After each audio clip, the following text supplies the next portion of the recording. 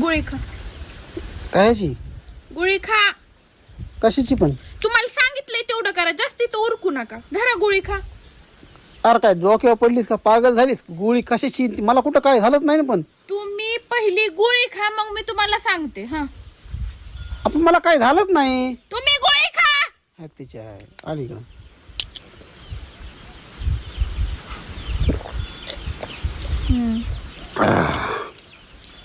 चालतंय. जाते मी. आज पण गोळी कशाची होती?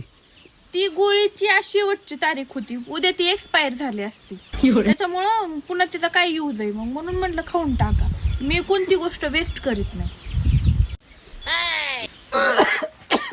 अरे पण कशाची होती ती?